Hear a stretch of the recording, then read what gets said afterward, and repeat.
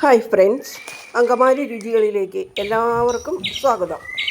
ഇന്ന് ഞങ്ങൾ നിങ്ങളുമായി ഷെയർ ചെയ്യുന്നത് ഞങ്ങളുടെ വളപ്പിലെ കൃഷി കാഴ്ചകളുണ്ട്, കിളികളുടെ ശബ്ദങ്ങളുണ്ട്, വീട്ടിലെ പാചകമുണ്ട്.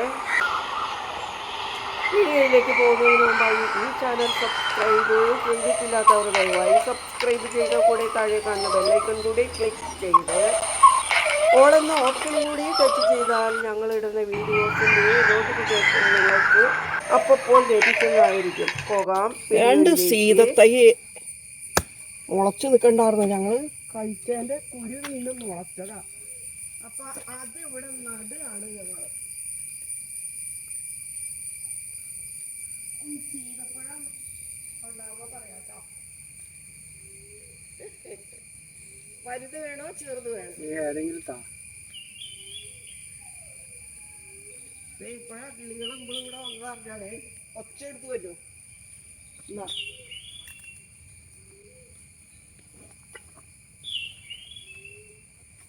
ആ വന്നു വന്നു വന്നു. അതപ്പോ അറിയിക്കാൻ എന്താന്നാ, തൂമ്പയോട് കൊത്തി പറഞ്ഞില്ലേ, പിന്നെ അല്ലാണ്ട്.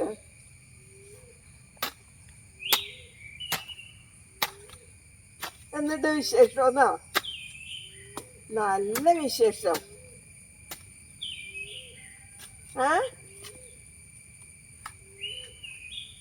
എനിക്ക് മനസ്സിലായില്ല.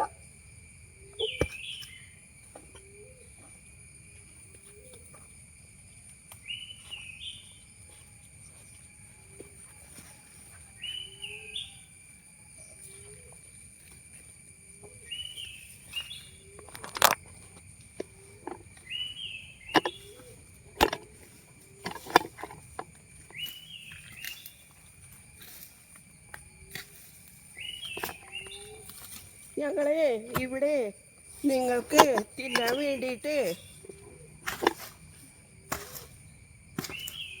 വനവൃക്ഷാദികൾ നടുന്നു.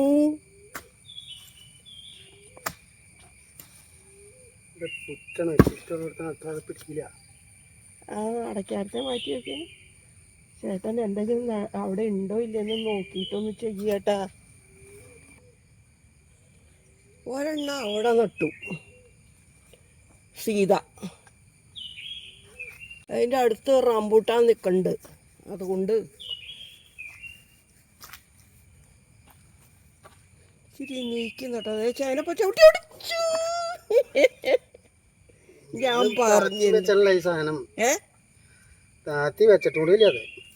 ഞാൻ പറഞ്ഞില്ലേ അത് മോളെ എടുത്ത് വരുന്നുള്ളൂ, നോക്കി നടക്കണോട്ടോന്ന്.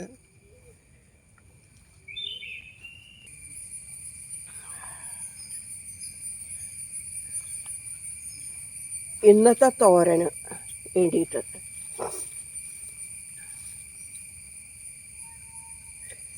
കറി ഉണ്ടാക്കാം, തോരനും ഉണ്ടാക്കാം. നല്ല ഔഷധ ഗുണമുള്ള സംഭവമാണിത്. ചേനയുടെ ഇല തണ്ടും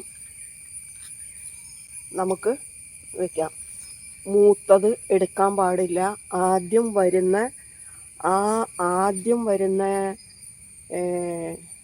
എടുക്കാൻ പാടില്ല. ആദ്യം വന്ന് മുളച്ച് പടർന്ന് നിൽക്കണ കൊട പോലെ നിൽക്കുന്ന അത് പാടില്ല. അതിൻ്റെ പിന്നാലയ്ക്ക് വരുന്നത് നമുക്ക് ഇതുപോലെ മുറിച്ചെടുക്കാം. അപ്പോൾ പറയുന്നത്, ഞാനിവിടെ വന്നിട്ട് ഒരു 5-8 തുമ്മൽ അടുപ്പിച്ച് തുമ്മി. എനിക്കത് എന്തോ പോലെ. അപ്പോൾ പഴമക്കാർ പറയുന്നത് എന്താണെന്ന് വെച്ചാൽ, ഈ ചേനയുടെ ഇല കൂടുതൽ പൊട്ടി വന്ന് കഴിയുമ്പോൾ ചേനയുടെ കടയ്ക്കൊന്നും ഉണ്ടാവില്ല എന്ന്. അപ്പോൾ അതുകൊണ്ട് ഒരെണ്ണത്തിന് നിർത്തിയിട്ട് മറ്റതിനെ പിഴുതും മുറിച്ച് മാറ്റണം എന്നാണ് പറയുന്നത്. ഇപ്പോൾ ഇവിടെ അങ്ങനെ കുറേ ഉണ്ട്. അപ്പം ഞാൻ നോക്കിയപ്പോൾ ഓരോ ദിവസം ഓരോന്നേ ഞങ്ങൾക്ക് കറി വെച്ചാൽ ചിലവാവുകയുള്ളൂ. അപ്പോൾ അത് കാരണം കൊണ്ട് ഞാനിപ്പോൾ ഇവിടെ 2 ഒന്ന് എടുത്തിട്ടുണ്ട്. അവിടെ ഒരു വലുത് നിൽക്കുന്നുണ്ട്. ഇനി അതും മുറിച്ചെടുക്കണം. അത് മുറിച്ചെടുത്ത് പിന്നെ കൊണ്ടുപോയി അവിടെ സൂക്ഷിച്ച് വയ്ക്കണ്ടേ. അത് കാരണം കൊണ്ട് ഇനി നാളെ ആയിട്ട് വരുമ്പോൾ മുറിച്ചെടുക്കണം. കുറേ ഉണ്ട് മുറിച്ചെടുക്കാനായിട്ട്. നല്ലതാണ് കറി തോരനുണ്ടാക്കിയാൽ മതി. വെള്ളത്തിൻ്റെ അംശം കൂടുതലാണ്. അപ്പം അതിന് നമ്മൾ ഉഴുന്നും നമ്മുടെ അരി ഇട്ട് പൊട്ടിച്ചിട്ട് നമ്മൾ അരിപ്പൊടിയൊക്കെ വറുത്ത് വെച്ചിട്ടുണ്ടാവില്ല, അതിട്ട് ഇളക്കി ഇളക്കി തോർത്തിയെടുത്താൽ മതി. നല്ല ടേസ്റ്റാണത്. നമുക്കൊന്നും വ്യക്തമായിട്ടേ അറിയില്ല കറികളിൽ എന്തൊക്കെ ഏതൊക്കെ ചേർക്കാമെന്നുള്ളത്. ശരിക്കും ഇങ്ങനത്തെ കറികൾ വെക്കുന്നവരുടെ വീഡിയോ കാണുമ്പോൾ നമുക്കറിയാൻ പറ്റും അരിപ്പൊടി ചേർക്കുമോ എന്നൊക്കെ നമ്മളിങ്ങനെ ചിന്തിക്കും. പക്ഷേ അതൊക്കെ നല്ല ടേസ്റ്റാണെന്നാണ് പറയണത്. ചില കറികളിൽ, ചില ഇലക്കറികളിൽ പച്ചരി പൊടിച്ച് ചേർക്കും. നല്ല ടേസ്റ്റാണെന്നാണ് പറയുന്നത്. ഞാനും ഇടയ്ക്കൊക്കെ അത് കഴിഞ്ഞ് പിന്നീട് ഇതൊക്കെ ഞാൻ ഇത് ആരുടെ വീഡിയോയിൽ കണ്ടാവോ, പേര് ഓർക്കണില്ല, അങ്ങനെ കണ്ട് നോക്കിയതാണ്. പിന്നെ തന്നെയല്ല, ഈ മനക്കൽ ഉള്ള ആൾക്കാരുമായിട്ട് നമുക്ക് ഇത്തിരി ഇതുണ്ട്. അപ്പോൾ മനക്കലൊക്കെയാണ് ഇങ്ങനത്തെ കറികളുടെ രുചിക്കൂട്ടുകളുള്ളത്. മഴ വരുന്നുണ്ട്. ഇനി ഞങ്ങൾ വീട്ടിലേക്ക് പോവുകയാണ്. ഇനി പാചകത്തിലേക്ക് പോകാം. കടച്ചക്ക വറുത്തരച്ചാണ്, തേങ്ങ വറുത്തരച്ച്. അപ്പോഴേ ഇന്നലെ ഇത്രയും ലൈറ്റ് മതി.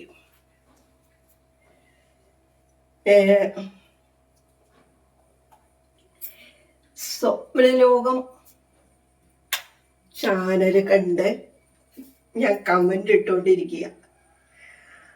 അന്നേരം അയൽപക്കത്തെ ചേച്ചി 2 കടച്ചക്ക തന്നു എന്ന് പറഞ്ഞത്. അപ്പോൾ ഞാൻ അതിനകത്ത് കമന്റ് ഇട്ടപ്പോ ഞാൻ പറഞ്ഞു ഈ കൊല്ലം കഴിച്ചിട്ടില്ല. എനിക്കിത് വലിയ ഇഷ്ടമുള്ള സംഭവമാണ്, ബീഫ് ഇട്ട് വയ്ക്കാനായിട്ട്. അപ്പോൾ ഇതുവരെ കഴിച്ചിട്ടില്ല. അപ്പോൾ കിലോ 60 രൂപയാണ് ഇവിടെ.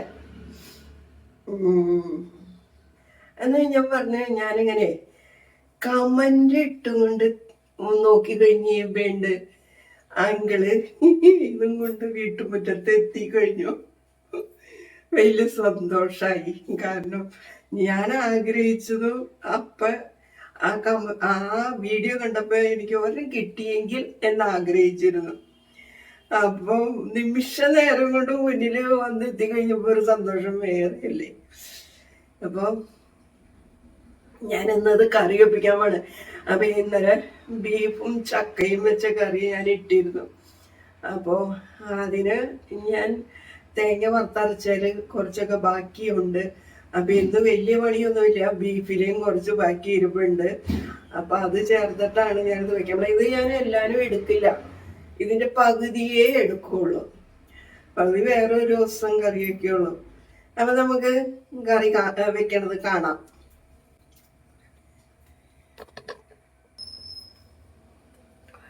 ഇവിടെ ഭയങ്കര മഴയാണ്. ഇന്ന് രാവിലെ മഴ തുടങ്ങി കഴിഞ്ഞിട്ട് ഇതിപ്പോഴും മൂടി കെട്ടിയാണ് നിൽക്കുന്നത്. ഇന്ന് ഈ വീഡിയോ ഞാനിപ്പോൾ എടുക്കുന്നുണ്ട് എങ്കിലും ഇന്ന് ഇടുന്നില്ല. കാരണം കർക്കിടകം വരികയാണല്ലോ. അപ്പൊ കർക്കിടക കഞ്ഞിയുടെ വീഡിയോ പിടിച്ചു വെച്ചേക്കുക. അപ്പൊ അതാണ് ഇന്ന് ഇടുന്നത്. വീഡിയോ ഞാൻ ഇതിന്റെ പിടിക്കുന്നതുള്ളൂ കേട്ടോ, പറഞ്ഞെന്നുള്ളൂ.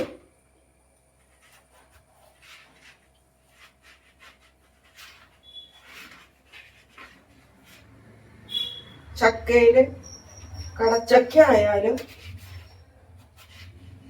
രുചിയുള്ളതും രുചിയില്ലാത്തതും ഉണ്ട്. കടച്ചക്കയുടെ ഉള്ളിൽ കേടുണ്ടാവും,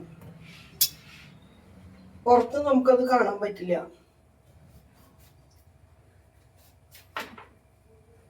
ഇതിപ്പോ ഞങ്ങൾക്ക് ധാരാളം ഉണ്ട്, പകുതി എടുത്ത. ഈ കൊല്ലം ചക്ക കുറവാട്ടോ എല്ലായിടത്തും. അപ്പൊ ഞാൻ കഴിഞ്ഞ ആഴ്ചയിലും വീട്ടിലെ കടപ്പളാവ് ഞങ്ങൾ വെച്ചിട്ടുണ്ട്. ഞാൻ പറഞ്ഞു ഈ കൊല്ലം കൂട്ടിയില്ലല്ലോ എന്ന്.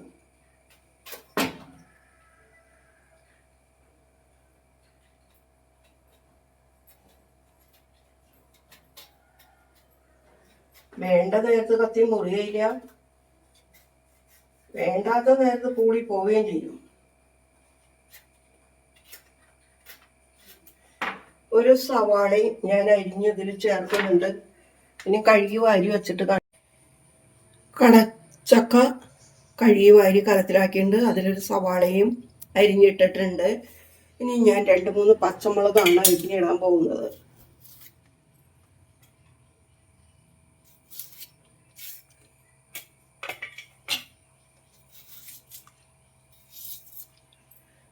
കറിവേപ്പില,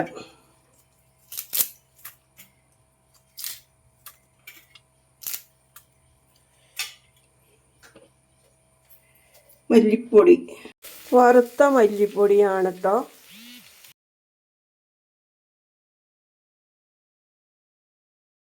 ശരി കിടക്കട്ടെ. ഒരു ഇതിൻ്റെ അളവ് എനിക്കറിയില്ല കേട്ടോ. അത് 1.5 ഇട്ടു. ഞാൻ മുളക് പൊടി പച്ചനെയാണ് ഇടുന്നത്. വറുത്തത് തീർന്നു, അപ്പോൾ ഇത് പച്ചനയാക്കാൻ തീയതി കിടക്കട്ടെ. പിന്നെ മഞ്ഞൾപ്പൊടി ഇടുന്നുണ്ട്. ഇതൊക്കെ പകർത്തി എടുത്തിട്ടുള്ളൊക്കെ മുകളിലാണ്. അത്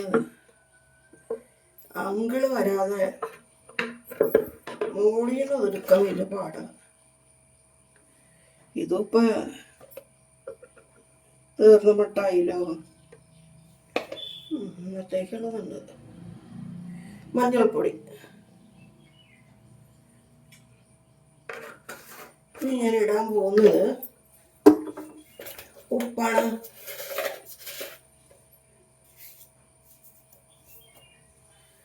ഉപ്പ്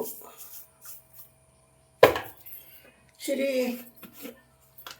മസാലയും കൂടിയാണ് ചേർക്കാം. ഇപ്പോഴത്തെ കുഞ്ഞുമക്കളൊക്കെ കണ്ടു പഠിച്ചോട്ടോ. ഇത്രയും ബീഫ് ചേർക്കുന്നുണ്ട് കേട്ടോ.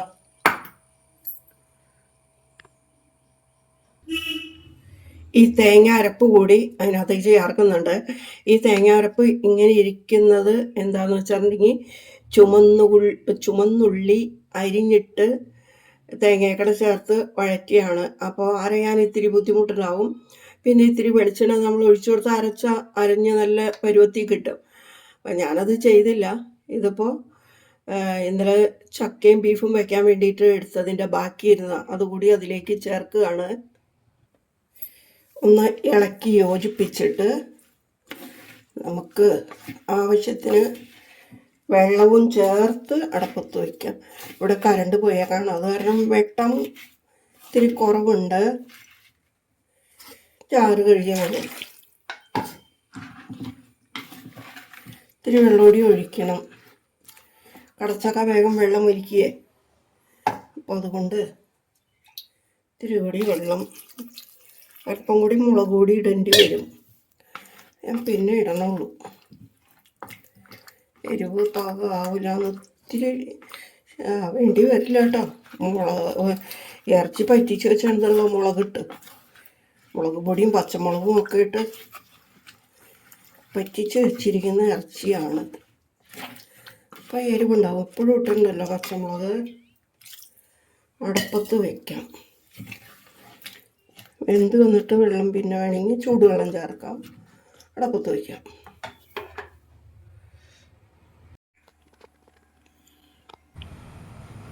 കറി വേവായി.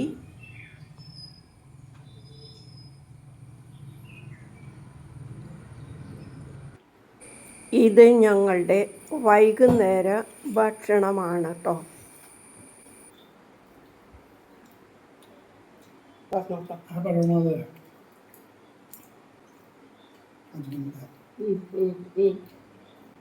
ടി വിയിൽ സിനിമ കണ്ടുകൊണ്ടിരിക്കുകയാണ്. ശ്രദ്ധാപൂർവം നോക്കണേ. എന്താണെന്ന് വെച്ചാൽ അറിയുന്ന ആൾക്കാരാണ് ആക്ടർ ചിലർ. അപ്പോൾ അത് കണ്ടപ്പോൾ ശ്രദ്ധാപൂർവം നോക്കിയിരുന്നതാണ്. ഇങ്ങനെ ടി വി കണ്ടുകൊണ്ടിരുന്ന് പറഞ്ഞത് എന്താന്ന് പറയണ്ട, ആ പടമാണത് എന്നാണ് പറഞ്ഞത്. ഈ പടത്തിന്റെ പേരെന്താ? നമ്മുടെ മുതലാളി അഭിനയിക്കുന്ന പടം. മുതലാളിയല്ല, ഞാൻ റബ്ബർ എടുത്ത വീട്ടിലെ ഓണറിന്റെ മോൻ. അയ്യോ, അജ്മൽ. അജ്മലും മോഹൻലാലും മോഹൻലാലും കൂടി കൂടി അഭിനയിക്കണ ഒരു പടമാണ്. KPS ലളിതയാണ് ഇവരുടെ അമ്മ. പിന്നെ അത് കണ്ടു കഴിഞ്ഞപ്പോ എന്നോട് പറയാണ്, നീ ആ പടമാണത് എന്ന്. അജ്മലിന്റെ റബ്ബർ ഇവിടെ ഞങ്ങൾ എടുത്തായിരുന്നു. അതായത് ലാറ്റക്സിലേക്ക് അടിച്ചു ആ പാല് VPയിലാക്കിയിട്ട് നിറച്ച്. ഞങ്ങൾക്ക് നല്ല ലാഭമൊക്കെ ഉണ്ടായിരുന്നു കേട്ടോ, കുഴപ്പമൊന്നും ഉണ്ടായില്ല, നല്ല ലാഭമായിരുന്നു. ഇപ്പൊ എത്ര വർഷമായിട്ടുണ്ട്? 10 വർഷത്തിനൊക്കെ മേലെയായിട്ടുണ്ട്. കൊടികുത്തുമല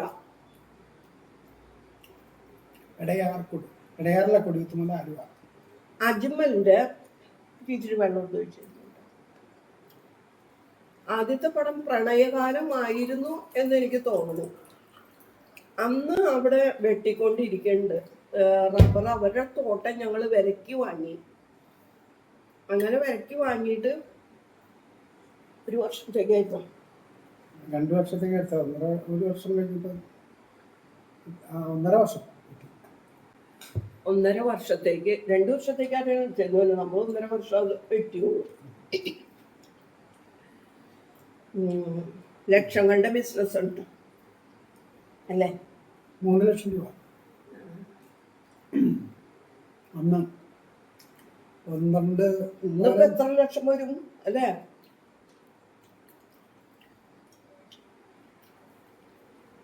ഇപ്പം അവര് എന്തെങ്കിലും ചെല്ലുമ്പോ കാണുന്നവര് അവരുടെ ഫാമിലീനെ നല്ല രീതിക്കാണ് പെരുമാറേണ്ടിയിരുന്നതെന്ന് പറഞ്ഞാൽ. നല്ല ആൾക്കാരാണെന്ന് പറഞ്ഞ അജ്മലിന്റെ വീട്ടുകാരും.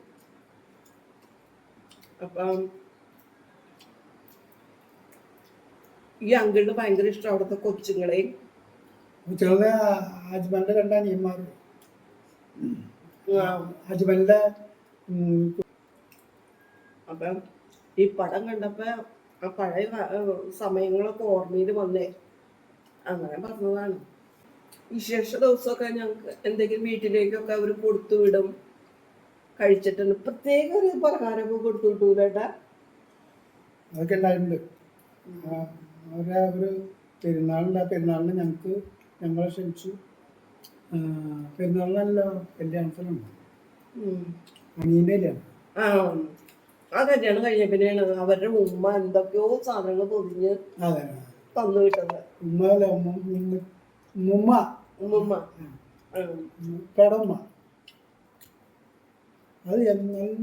ഇത് എന്താ പടത്തിന്റെ പേരെന്ന് എനിക്ക് ഓർമ്മ. ഞങ്ങൾ അങ്ങനെ പടങ്ങളൊന്നും അങ്ങനെ കാണാൻ TV വരുന്നത് മാത്രമേ കാണുന്നുള്ളൂ. പടത്തിന്റെ പേരെന്താ? അയ്യോ,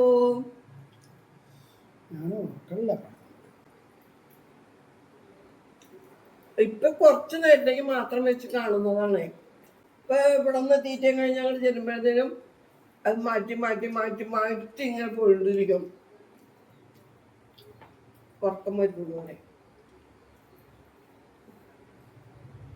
അപ്പൊ വർത്താനത്തിന്റെ ഉള്ളില് ഞങ്ങളൊന്നും വിശേഷങ്ങൾ പറഞ്ഞില്ലല്ലോ. ഗ്യാസിന്റെ പ്രശ്നങ്ങളൊക്കെ പ്രായമാവുന്നതനുസരിച്ച് നമുക്ക് ബുദ്ധിമുട്ടുകളൊക്കെ ഉണ്ട്. അതൊന്നും ഒരു വഴിക്ക് കിടക്കും. ചക്കയ കഴിക്കും. നമ്മളിത് കഴിച്ചോണ്ട് എപ്പോഴും അങ്ങനെയൊക്കെ ഇരിക്കുകയാണെങ്കിൽ നമുക്കൊരു പ്രശ്നവും ഗ്യാസിന്റെ എനിക്ക് വലിയ കുഴപ്പമൊന്നുമില്ല കേട്ടോ. ചക്കക്കുരുവിനൊക്കെ ഭയങ്കര ഗ്യാസിന്റെ പ്രശ്നമാണല്ലോ. അപ്പൊ അങ്കിളിന് ചക്കക്കുരു വലിയ ഇഷ്ടമാണ്. അപ്പൊ ഇന്ന് കുറച്ച് ചക്കക്കുരും ഈ ഇറച്ചിക്കട കൂട്ടിയിട്ടാണ് വെച്ചത്. നല്ല ടേസ്റ്റ്. ഇത് രുചിയതാണ്. തേങ്ങ ചക്ക ഞാൻ തിന്നിട്ടില്ല. തീരാറായി പിന്നെ ചക്കയുടെ രുചി അന്വേഷിച്ച് നടക്കുന്നത്. ഇതുവരെ ഇത് കണ്ടുകൊണ്ടിരുന്ന എല്ലാവർക്കും നന്ദി. ഇനിയും ഒരു വീഡിയോയുമായി ഞങ്ങൾ നിങ്ങളുടെ മുമ്പിൽ വരുന്നത് വരേക്കും ബായ്.